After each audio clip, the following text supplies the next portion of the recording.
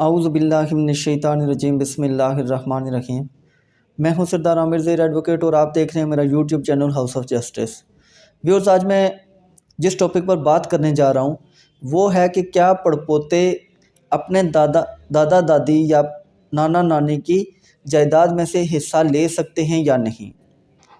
इससे पहले मेरे चैनल पर 2 वीडियोज़ ऐसी मौजूद हैं कि जो मैंने section 4 Muslim family law ordinance 1961 के बारे में अपलोड की थी, जिसमें मैंने ये डिस्कस किया था कि जो यतीम पोते पोती या नवासा नवासी वो अपने दादा या नाना दादी या नानी की प्रॉपर्टी में से हिस्सेदार होंगे। तो उसी सेक्शन पर कुछ लोग ये सवाल पूछते हैं, वही जो वीडियोज़ हैं उनको देखने के बाद वो ये सवाल पूछते हैं कि क्या अगर कोई पड़पोते वगैरह हैं तो वो भी शेयर क्लेम कर सकते हैं या नहीं।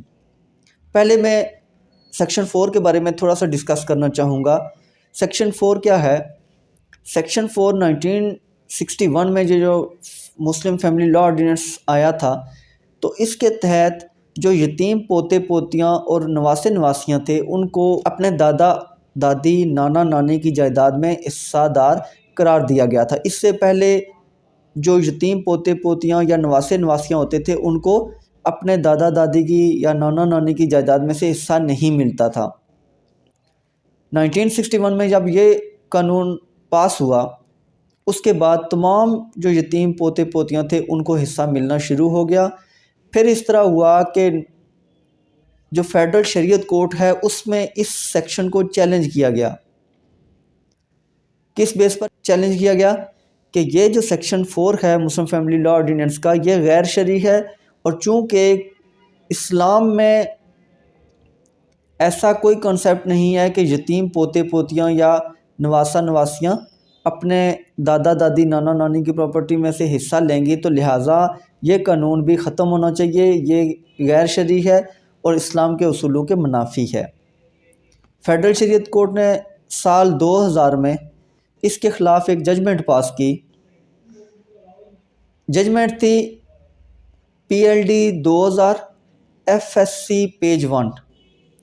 इस जजमेंट के तहत जो फेडरल शरीयत कोर्ट थी उसने section 4 Muslim family law ordinance 1961 को गैर शरई और इस्लाम के उसूलों के मुनाफिक करार दिया और इसको ख़त्म करने का हुक्म दिया, जिसको गवर्नमेंट ने सुप्रीम कोर्ट में चैलेंज कर दिया और सुप्रीम कोर्ट ने फेडरल शरीयत कोर्ट के इस आर्डर को सस्पेंड कर दिया है। लेकिन अभी सुप्रीम कोर्ट में ये जो अपील है वो पेंडिंग है, उसका फाइनली डिसीजन नहीं आया। लेकिन इस वक्त तक जो फेडरल शरीयत कोर्ट का आर्डर था 2000 का वो सस्पेंड हुआ है, वो काबिल अमल नहीं है। और ये जो section 4 Muslim family law ordinance है ये अभी तक इस पर इम्प्लीमेंटेशन हो रही है और जो भी यतीम पोते पोतियाँ या यतीम नवासे नवासियाँ हैं उनको जायदाद में हिस्सा दिया जा रहा है। अब इसमें एक और सवाल पैदा होता है और ये अक्सर लोग पूछते भी हैं कि अगर पोते पोतियाँ और नवासे नवासियाँ जायदाद में हिस्सेदार हैं तो फिर पड़पोतों को या ये जो पड़पोतियाँ होती हैं इनको भी जायदाद में हिस्सा मिलना चाहिए। अगर हम सेक्शन 4 मुस्लिम फैमिली ऑर्डिनेंस 1961 को देखें तो उसमें लिखा हुआ है कि जो चिल्ड्रन लिखा हुआ है लफ्ज़। अब चिल्ड्रन का मतलब है कि जो कोई भी आदमी है उसके किसी बेटे या बेटी की डेथ होती है तो सिर्फ उसके जो चिल्ड्रन हैं वो जायदाद में हिस्सेदार होंगे। तो इसका मतलब है वो चिल्ड्रन पोते और पोतियाँ या नवासे और नवासियाँ आएंगे। मिसाल के तौर पर एक आदमी है, उसका कोई बेटा या बेटी है। अब वो आदमी ख़ुद ज़िंदा है लेकिन बेटा और बेटी उनमें से कोई फोत हो जाता है और उसके आगे बच्चे मौजूद हैं। अब यहाँ पर जो section 4 Muslim family law ordinance है इसमें लिखा हुआ है कि उन बच्चों को प्रॉपर्टी में से अपने दादा और दादी या नाना और नानी की प्रॉपर्टी में से हिस्सा मिलेगा। सिर्फ बच्चों का लफ्ज़ चिल्ड्रन वर्ड यूज़ हुआ है तो इसका मतलब है सिर्फ बच्चों को मिलेगा, पड़पोतों को नहीं मिलेगा, उनका कहीं जिक्र नहीं है। इस पर एक मैं सुप्रीम कोर्ट की जजमेंट शेयर करना चाहूँगा। 2022 SCMR 1131 2022 SCMR पेज 1131। ये जजमेंट क्या थी?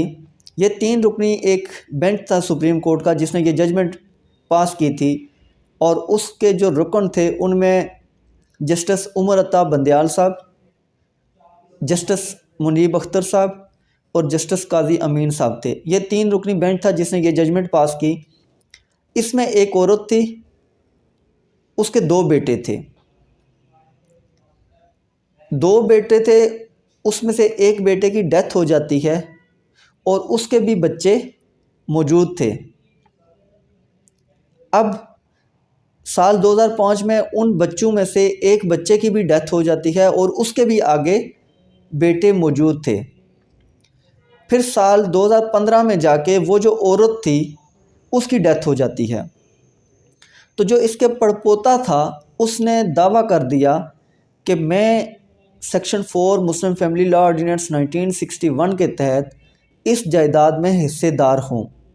वो दावा खारिज हो गया। इसी तरह हाई कोर्ट तक वो पहुँचा, वो खारिज हुआ। तो सुप्रीम कोर्ट में फिर जब इसके ख़िलाफ़ अपील की गई तो सुप्रीम कोर्ट ने इस पर ये डिटेल जजमेंट दी। सेक्शन 4 को बड़े डिटेल से डिस्कस किया गया कि सेक्शन 4 में कहीं भी पड़पोते का जिक्र नहीं हुआ।